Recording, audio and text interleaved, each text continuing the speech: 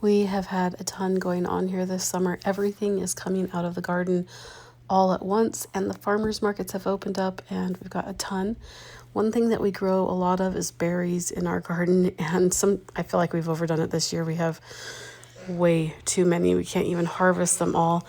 I have started picking blackberries, and we've already gotten a few gallons. I do like to freeze these.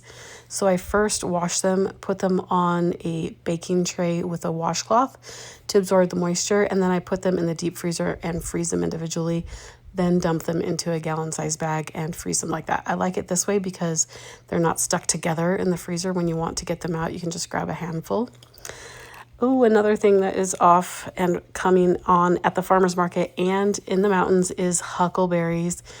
We cannot buy these at the grocery store, and they are so much more flavorful than blueberries.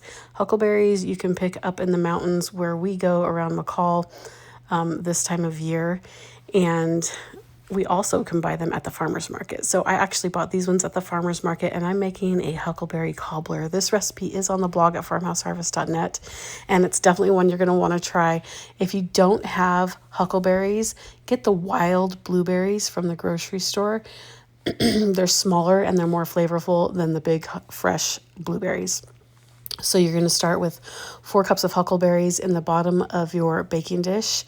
And then the recipe is super simple. It's a cup of flour, a cup of sugar, a teaspoon of salt, a teaspoon of baking powder, a cup of milk, and a half a cup or 1 cube of melted butter. And then you just whisk that together and pour it over your berries.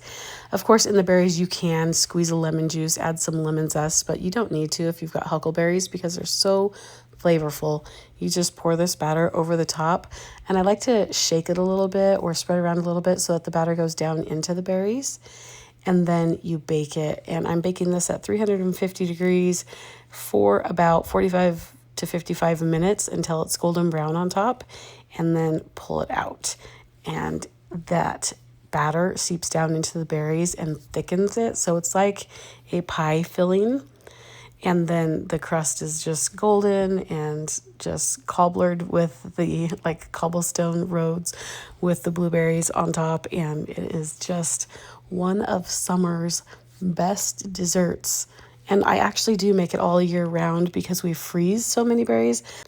And I can just pull them out of the freezer and then make this. And it's special for Christmas or family gatherings when everyone's home.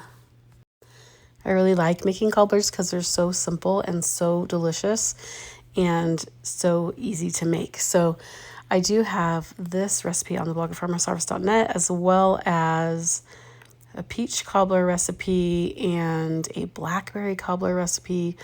And they are definitely something you have to try if you haven't already. The way cobbler works is after you pull it out of the oven, everyone is standing around wanting to dig into it, but you really need to let it set for about 5 or 10 minutes just so that the filling really sets inside and it doesn't run out or anything like that. You can tell when it's done because it's bubbling around the edges and then it's golden on top. And so I'm just showing you how these the edges are bubbling as it comes out of the oven. Anyways, the best way to serve cobbler is, of course, with a scoop of vanilla ice cream. And by that point, I had stopped filming because we were ready to dig into this delicious dessert. But I did take a few pictures for you. Our farmer's market also has the most beautiful zinnias and flower arrangements that they sell for a very good price. So I did grab a bundle of those, and I'm just arranging those in the kitchen. I love to have fresh flowers. I did plant zinnias last year, but the mice got into them and infested my zinnia patch so bad. And I was pretty much disgusted by that. So I decided this year that I rocked that area. I put weed barrier down, rock, and then planted roses in there so that we will not have little varmints. There were so many flowers that I actually filled 2 vases. I don't really like yellow with red. Kind of reminds me of mustard and ketchup. So I did take out most of the yellow flowers, and I'm just going to put those in a mason jar of water and set those on the table. They're still really pretty and make the dining room nice and bright.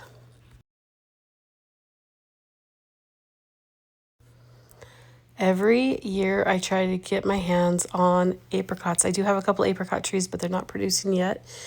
And so at the farmer's market, they had a last chance box of apricots. So I grabbed a huge bag of these. I love making apricot freezer jam. Freezer jam is one of my favorite ways to preserve fruit. We eat it on top of pancakes and waffles all year round, and it's one of my family's favorite breakfast treats. It's also good on ice cream or cottage cheese and in so many other ways. But this time I am making it with allulose, which is a sugar substitute. I usually use erythritol, but I heard about allulose on a podcast I was listening to and wanted to try it. So I did order a bag and I'm trying it. I do have this recipe for apricot freezer jam on the blog at farmhouseharvest.net. In that I do use sugar, but I'm using this sugar substitute. And I did find out that you need to use 2 to 3 times as much allulose as you would sugar to make it as sweet as you like it. But all it is blended apricots as finely as you want it. And then the thickener is Easy Gel, and then there's a sugar and lemon juice, of course, to keep the color. And then you'll see this Easy Gel thickener. You don't have to cook it at all, and it just thickens things. You let it sit for like 5 minutes and it thickens up. And I do like to have mine a little bit thicker so that it's not like a sauce, but more, of course, like a freezer jam. And I'm just showing that texture to you now. You can make this baby food smooth, or you can leave it chunky. Either way, it works, and it's delicious and perfect to go on top of baked biscuits, muffins, pancakes and waffles, of course. But this is definitely a recipe that if you have apricots, you really should try. And I put these into freezer safe jars. I do like to use the white plastic lids for my mason jars. They're reusable, so you don't have to throw away the lid. And then I put them in my deep freezer, and you can freeze them for up to 2 years.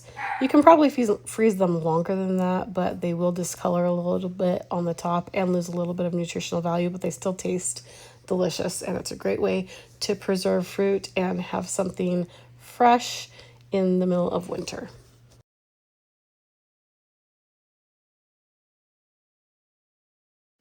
We also have a ton of zucchini. I really only planted one zucchini plant, but we've already got a ton of zucchini. And I was in the mood for something very moist and chocolatey, so I'm going to make a double chocolate zucchini muffin. These are so good. I did put the recipe on the blog at farmhouseharvest.net, and I will link it in the description box below. But it is shredded zucchini. I'm using einkorn flour. You can use all-purpose or einkorn flour in these. And then it's got sugar, of course, a little bit of sugar, chocolate, cocoa powder, and chocolate chips, and a few other ingredients in there, including applesauce and olive oil for moisture, for even more moisture than the shredded zucchini. But these are just super fudgy and delicious, and I really enjoyed this recipe.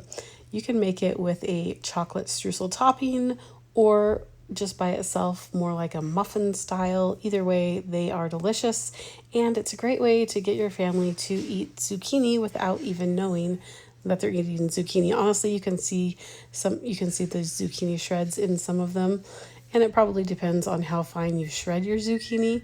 These, you could see a little bit of zucchini in the muffin, but if you didn't look at it, you wouldn't know it was there because it tastes just like a rich, deep chocolate muffin. I love making muffins because they're a make-ahead breakfast. They're also a really great treat, and it's a way to keep something in your kitchen for everyone all throughout the day. So if I make up a batch of muffins, then throughout the day, whenever my kids are hungry, there's always something on the counter for them to eat, and they get gobbled up. So if you're making a healthier muffin with whole grain or zucchini in them, it's a healthier snack than something else. You can also cut back on the sugar. You could also use a sugar replacement or honey in these muffins and make them even healthier. However you do it, they end up being delicious, and it's a great snack or meal for your family. And again, I did not get it on video when these came out of the oven, but I did take pictures for the blog, so I'll share a few of those with you here. As always, thank you so much for watching my video. If you haven't subscribed yet, please do give me a like, give me a comment, let me know what's coming out of your garden, what you're cooking. I love to hear back from you guys, and we will see you next time.